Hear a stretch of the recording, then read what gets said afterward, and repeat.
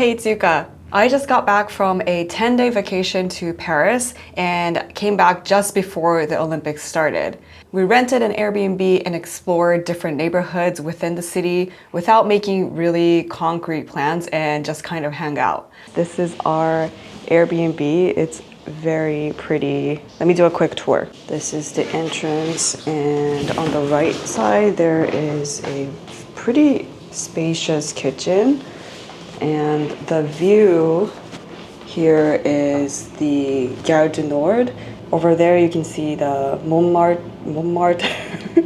Don't really know how to pronounce, but it's like the hill. I think we want to explore that area at some point.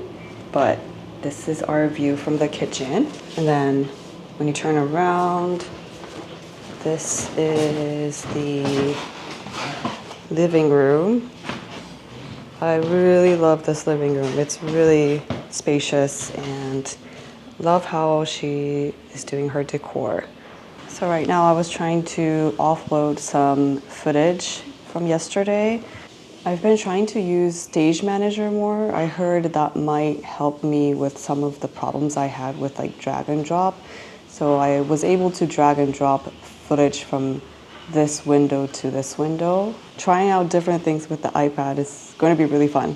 So on this trip, I only brought the iPad Pro M4. It might be one of the first trips that I went on that's more than like a night away that I didn't bring my Mac. And it's kind of scary, but I think it's going to be really exciting to be able to just like force myself to only use the iPad for everything I want to do. Of course, I'm on vacation, so I'm not going to be doing like a full day of work, but I still need to like reply to messages, reply to emails, edit videos, do a lot of stuff while I'm here. So very excited to try things out and bring you along the way. And we're in Paris, so that's gonna be amazing. Let's talk about the gear I brought to this trip. So this is the M4 iPad Pro 13-inch. It has 1 terabyte SSD. I was vlogging for my Japanese channel and I ended up with about like 77 gigabytes of data, and 1 terabyte was enough for my current data workflow. And with that, I have the Apple iPad Magic Keyboard. This and the iPad Pro together is the best minimal combo for on the go when I need the keyboard. With this setup, I'm able to edit videos on DaVinci Resolve for iPad and do everything else that I needed to do. I took this on the flight, and now that I think about it, I didn't really need a keyboard because I was just watching Netflix. I also brought the Apple iPad Smart Folio for when you don't need a keyboard. This combo is really lightweight and it can stand on its own. I took this to the museum to sketch, which we'll talk about in a little bit. So I had to carry this around the whole time while walking 20,000 steps. So it being really light was important to me. And then I also have the Apple Pencil Pro. I also took this so I can sketch with it. At the Airbnb, we had some moments where we wanted to get some work done. And in that scenario, I didn't want to be hunched over for a long period of time. So I brought some other accessories to help me with my posture while using the iPad Pro. I've talked about some of these before, but this is the Kushu stand, and it folds down to be super flat, so it was really easy to fit in my suitcase. But when you open it up, it becomes a really nice stand that has some height to it. So when I connect it like this, it brings the iPad to a higher, not eye level, but much higher than if it were on the desk. So it helps me keep my posture while I'm using this. When I'm using it like this, I do need a keyboard and a mouse. So I did bring a Apple Magic Keyboard and my MX Master 3. Which is, of course, my favorite mouse of all time. Also, I knew that I was going to be vlogging and I wanted to import the footage and photos from the SD cards and micro SD cards and potentially offloading data to an SSD. So I brought a USB-C hub. This is from Cable Matters, and came up with a potentially really interesting way to make a clean and efficient workstation with the iPad. I like this hub because it has a silicone case and the cable tucks into itself. A lot of people use MagSafe rings to attach their accessory to their iPads, but the issue with that is, number one, you're limited to where you can stick things to, because if you have the ring on your iPad, you are only able to stick stuff on that part of your iPad. And number two, it kind of ruins the clean slate aesthetic of the iPad. So what I used is this little thing. It is kind of like an Octobuddy MagSafe thing, and this has a MagSafe side and the other side has a bunch of suction cups that sticks to smooth surfaces. So I added a MagSafe ring sticker on the hub itself, and then I can just stick this anywhere on the stand. I was specifically looking for a square shaped hub instead of a long one, just so I can do this. I'll link everything below so you can check that out if you're interested in any of them. The best thing I did with the iPad during my trip was to take it to the museum. Have you ever seen people sketching in a museum? I've seen people do it at the Met in New York and the Louvre before, and I really wanted to try it myself. I'm a super noob and have no prior training, so it's not going to be that great, but sketching on the iPad allowed me to have endless options on colors, pens, and textures to use, although I stuck with a simple graphite pencil pen since I didn't want to overcomplicate. I used the app Adobe Fresco for this, and this app is great because it has a lot of realistic pens and brushes that you can use. If you want to sketch like I did, there are a lot of options for graphite pencils, and if you want to try recreating an oil painting, the oil painting brushes are really fun too.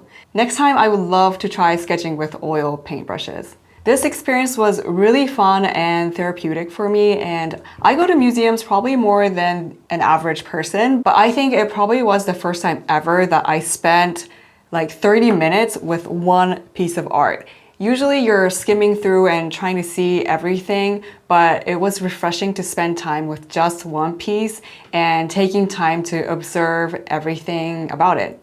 I kind of now want to learn how to sketch properly, so if you know any YouTube channels or resources I should look into, please let me know.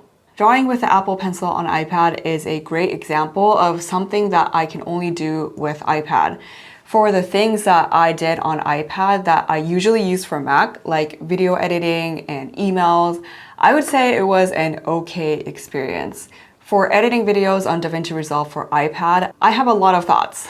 I made a whole video about my workflow and tips and tricks here, so if you're interested in getting into the details of my workflow, I highly recommend checking that out. I would say DaVinci Resolve for iPad works for about 90% of the things I want it to do. Honestly, that should be impressive. For being able to use the same title and effects, to being able to use keyboard shortcuts the same way as I do on the Mac is really great. You can use Blackmagic Cloud to sync across other devices and work with other editors. DaVinci Resolve is by far the best editing software, especially if you want to use the iPad and Mac or even Windows together.